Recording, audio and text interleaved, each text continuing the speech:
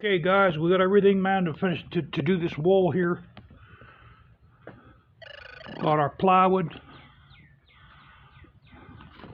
Actually I have 27 2x4s. And see that box underneath the 2x4s? That's the other garage door.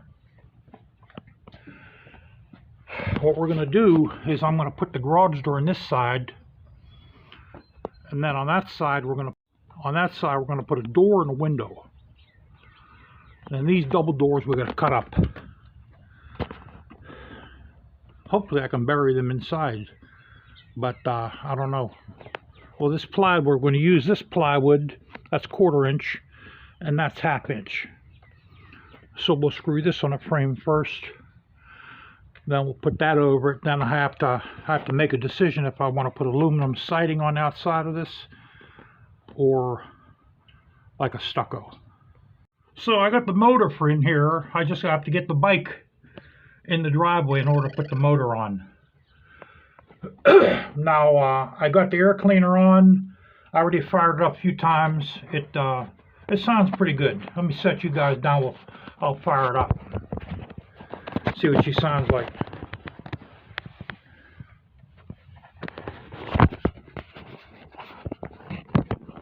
Okay, guys.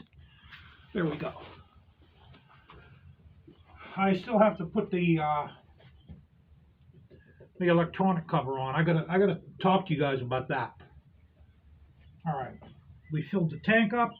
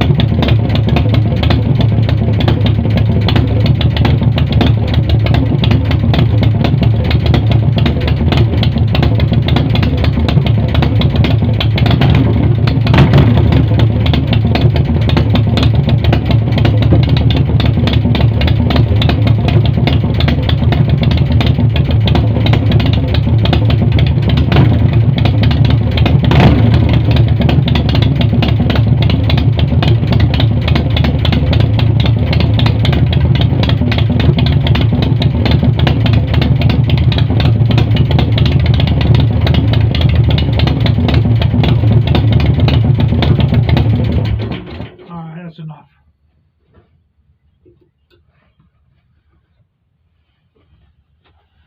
What I'm thinking of doing is where my ignition lights are here, I'm thinking of making a Lexan window where the where the chrome cover comes around here, and then we're gonna buy a gasket. I'm thinking of making like a Lexan window right here.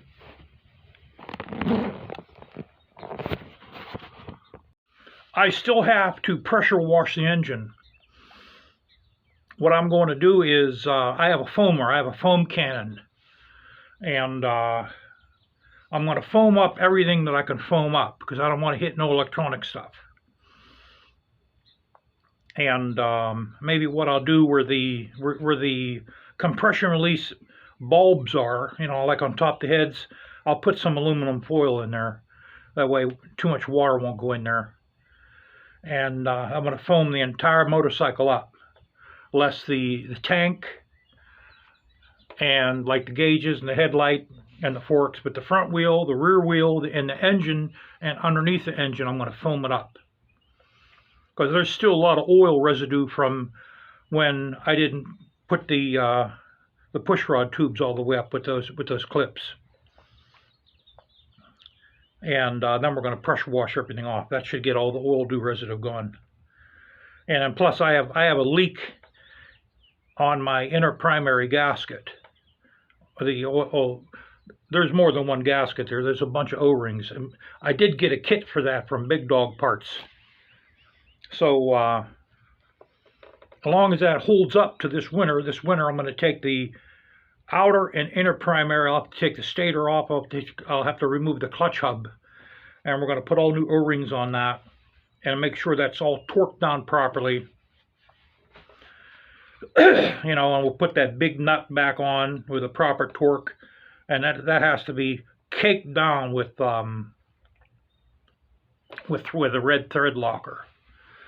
I just came back from walking my dog around the neighborhood here. I had words with a guy. He had an American boxer.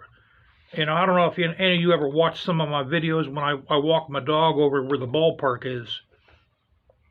But there's a ballpark up here, and it's fenced in. So what a lot of dog owners do is they let their dog run loose in there. And there's two gates. Sometimes they close them, sometimes they don't.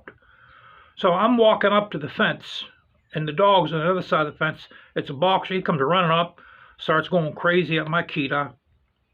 And then the guy finally comes up, puts him on leash, and I say, you know what? I love dogs. These are my exact words I said to him. I love dogs, but if that dog gets loose, I'm macing him. And I told him I have a right to protect my property. If that dog gets loose out of there, he's getting maced.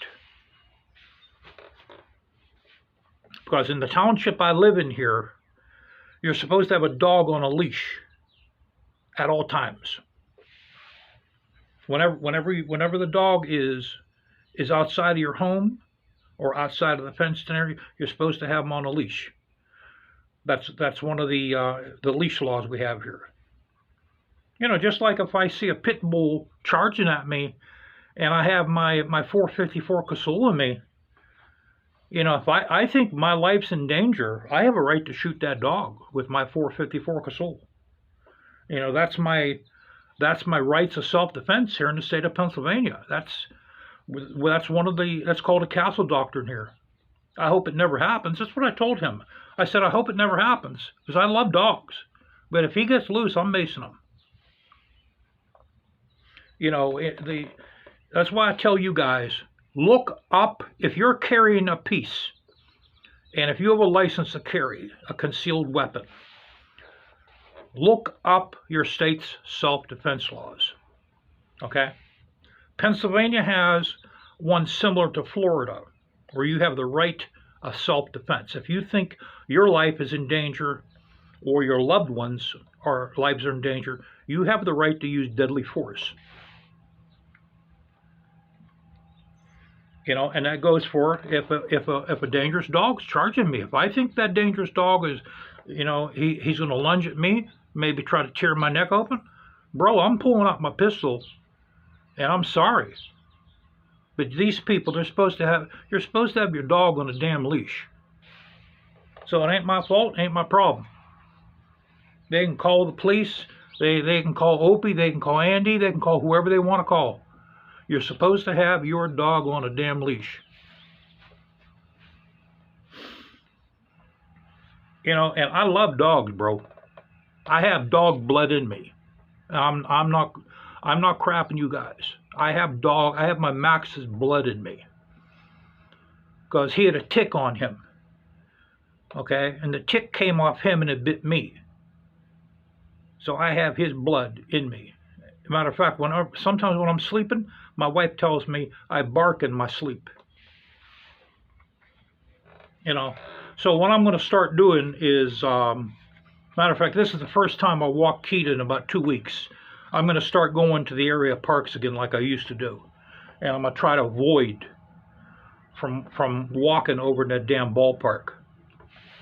There's ticks over there anyway. That's where all the ticks from my Max, that's where they came from that damn ballpark over there, from that Boyerstown ballpark. So, you know, that ain't the only place I can walk, guys. There's a lot of the walks around here I can do. But I'm going to start going out to the parks again like I used to.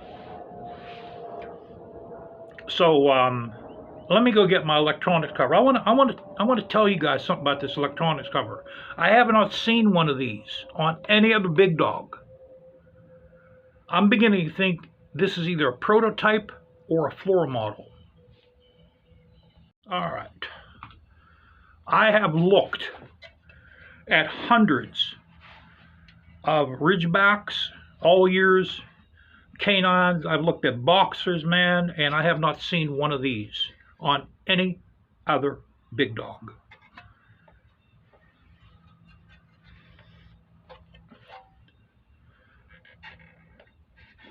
Okay. That's how it goes on, like that. Now, what I'm thinking of doing is, let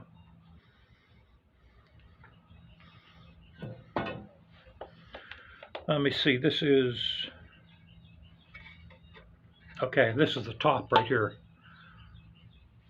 I'm thinking of cutting a window in here. And then I'm going to buy some gasket. I'm going to buy like a window gasket where it's going to have like a double vein in it. And I'm going to make a piece, I'm going to make like a little window here out of Luxon, out of plexiglass. So this way here, I could see that electronics module lights. Because they're almost impossible to see unless you have this off. So if I put a window on here, I could see the lights. Now usually